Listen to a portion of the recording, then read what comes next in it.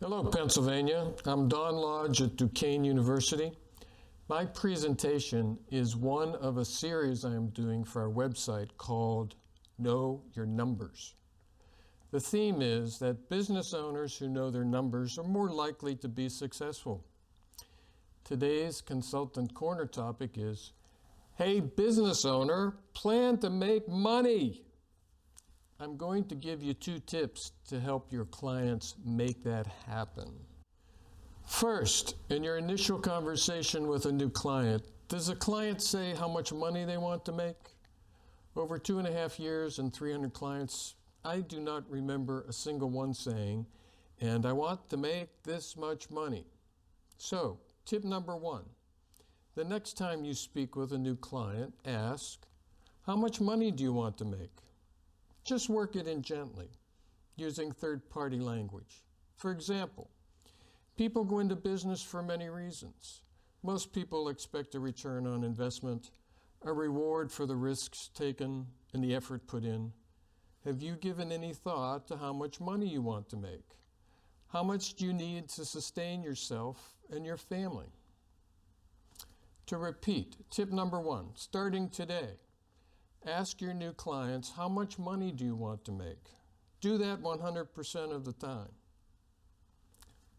Second, tip number 2, treat owner's compensation like a fixed cost. This will focus the client on what it takes to make the money wanted. You're going to have to do some math, use the client's projected income statement, and put their numbers in a format that separates variable cost from fixed costs. Here's an example. Sales are $100. Cost of goods sold, $40. Those are variable cost, 40% of sales. The gross margin then is $60, 60% of sales. Expenses, fixed cost, are $52. So the net income is $8. This is what the owner is saying will be the net income, and that's what they put in their pocket. Keeping it simple, let's say owner's compensation is the bottom line, net income of $8.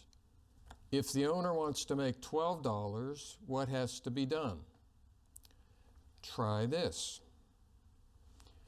Tip number 2 now. Treat owner's compensation like a fixed cost and work up the income statement.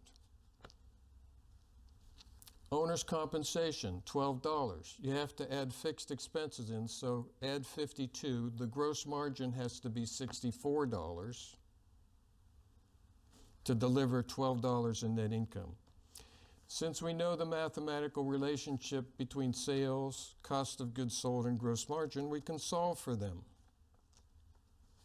Owner's compensation of $12 plus expenses of $52, gross margin of $64, plus cost of goods sold of $42.67 equals sales of $106.67. You can see the relationship between gross margin, COGS, and sales there on the right-hand side. Now, turning it right side up, let's flip it over. Sales, $106.67, less COGS, $42.67. Gross margin is $64, less expenses, $52.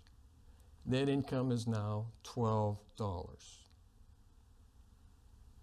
Now, as a sidebar, because I'm sure you all understand, there are ways other than selling more widgets to get to net income of $12. You can raise prices. You can reduce cost of goods sold, lower supply cost, increase labor productivity as 2 examples. You can reduce overhead expenses. You get a cheaper phone and internet service.